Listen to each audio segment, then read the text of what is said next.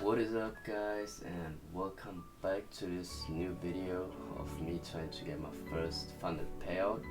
And today was no trading day. You ask me why. I tell to you that today there just wasn't any opportunities for me to take during the session, and also I didn't have time after 6 p.m. to trade. And to be honest, it was a good idea because there wasn't even much movement in the markets after that time, and also because sometimes not trading actually can be better than trading. What do I mean by that? I mean by that, as y'all can already see, that I had an analysis on the charts. Let's just put them out like this. And here's DXY. So now you ask me, how is DXY going up and gold going up too and not going down? Because both of them are in correlation, as you said and as y'all know. But there's one big but: it doesn't happen all the time. It doesn't have to correlate all the time. It doesn't have to do the opposite all the time. Sometimes when DXY goes up, gold goes up too, because maybe there is a higher demand on gold, maybe there is a lower demand on DXY, there is a much more of a request on gold. And as of right now, as y'all know, unfortunately there is war with Palestine and Israel, and war is never good, man. War is never good. And because of that war, many people are giving out their expenses to gold, because gold is just very valuable and it almost doesn't lose any of its value. There is only most of the times potential for it to come up, and that's why, for example, today gold made a new all-time high during New York session, and also DXY going up again. As I can see, I had this SMT drawn right here, which was a bearish SMT. It came down and then straight up got disrespected by this one candle, and from there you could have put in your SMT right here, which would have been a bearish SMT2. And if you look for 2 p.m, if you look here at 2 p.m, you would have seen that that would be a very good move, because here during that time until 3:15 the markets did actually go up, just as y'all can see right here. And then when the markets on DXY went up, here they went down again for half an hour, and then just straight up upwards again, even though the DXY was going upwards too.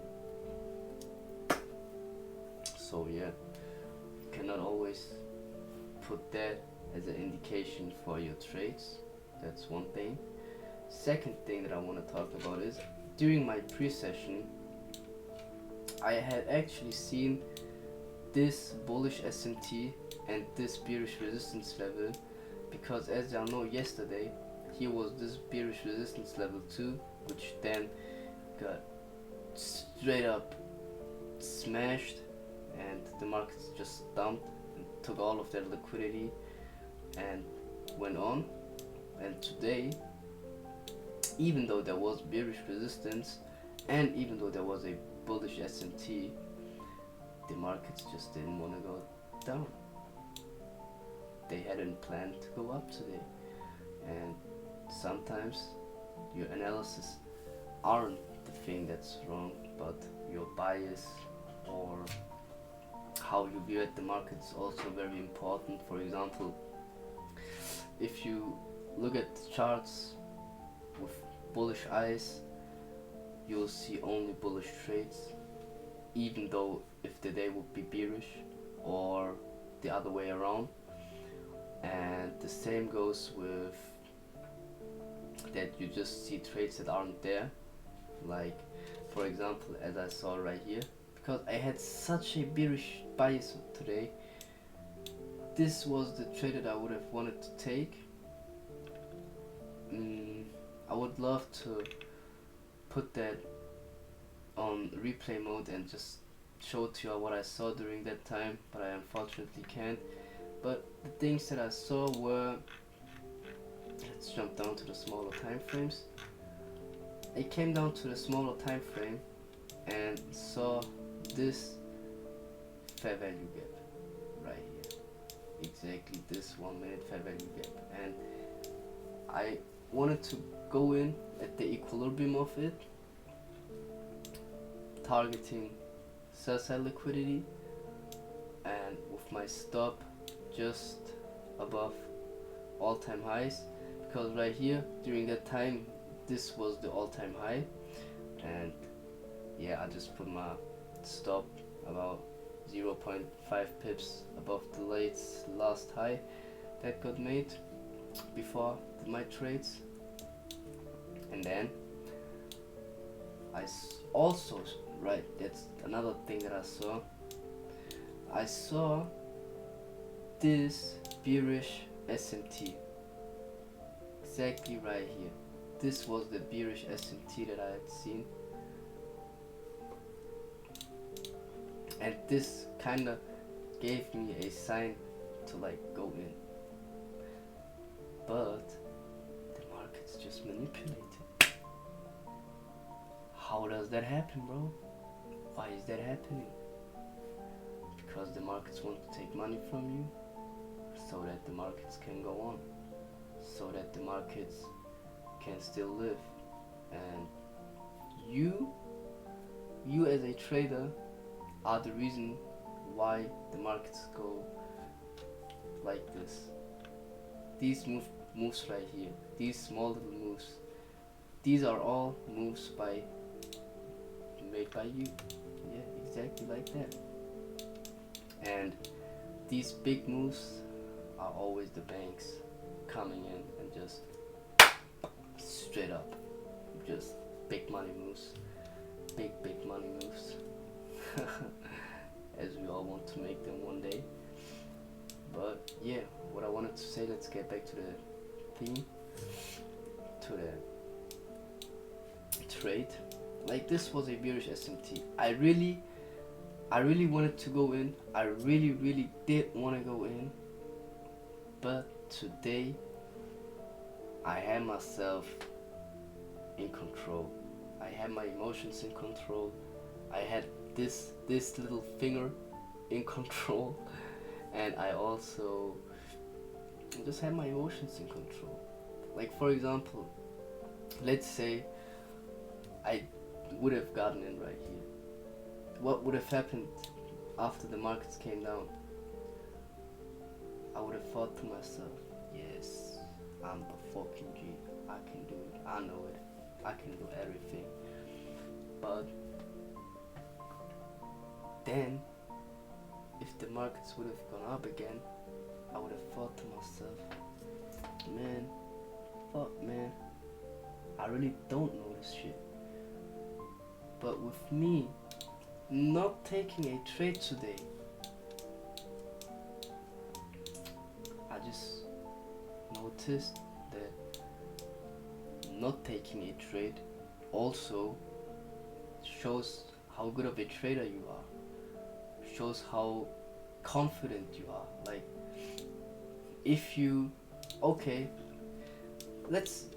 this could have been a good setup for bullish moves, or like if you would have targeted the last highs, I don't know where they were right now. Oh yeah, actually no, not even like that. Like this war at the latest highs and at the highest highs. So we would have targeted new all-time highs, which also would be okay if you have a bullish bias. You could have taken this trade, for example. Oh, I touched my monitor. Sorry. I don't know why I thought y'all can see that.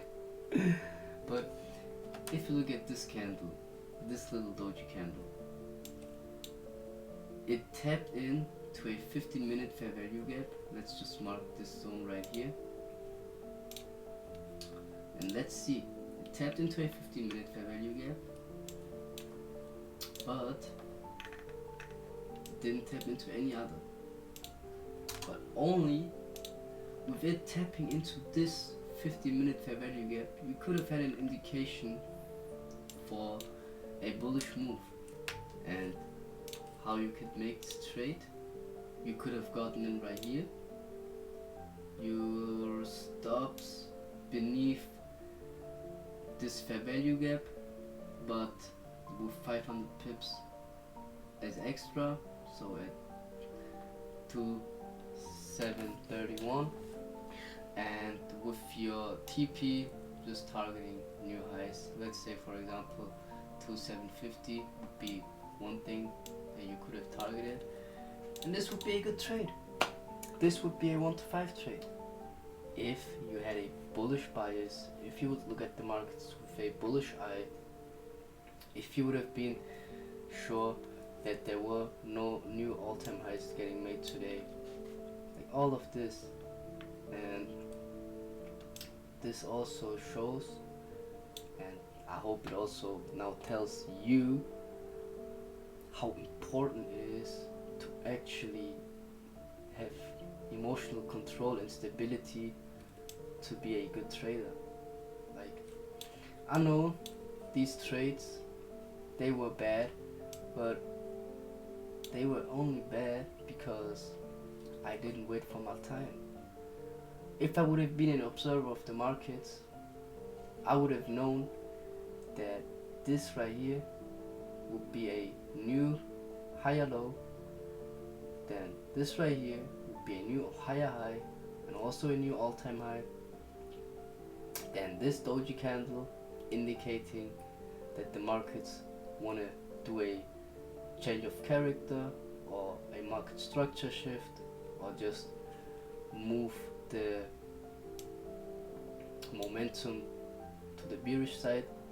Then if I would have taken my trade right here, it would have been a much more different outcome.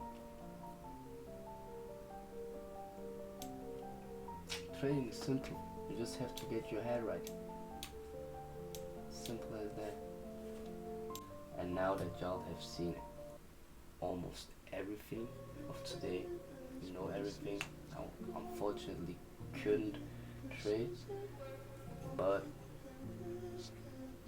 I hope you enjoyed it, and I hope you still want to see more of it. And also, I hope that this kinda told you to get your head right, man. Trading really is a mind game. You just have to start stacking up your good habits. You have to start trusting yourself. You have to start knowing that you can do it, that you are doing it right now already, and then the only way is up. The path always continues, because remember, the one thinks the journey is over is the one truly lost, and I hope you aren't one of them. So, with that being said, I love you if you've made it this far. Much love to you. I hope you still be chasing that dream. I hope you still try to give your all, try to give you everything day by day, day in, day out. And we'll see each other tomorrow on day 23. I don't have football tomorrow. I don't have training, which means that I can be on the markets for a couple of time, for a good little minute, and now I won't just go into trades. Like, I will actually see if the things that I want are lining up. That's also a thing you have to learn, like lining up bigger time frames with smaller time frames, lining up the macro trend with the micro trend, all of that, man. Trading is a complicated game, but it's the best game that is out there, man. It's the best paying, and I'm not even on that money side, to be honest. Like, I love the freedom that trading just gives you, and like the differential work that you're doing. Like, you're just observing something, you're just looking at something, and doing kind of a guess. It is kind of a guess, but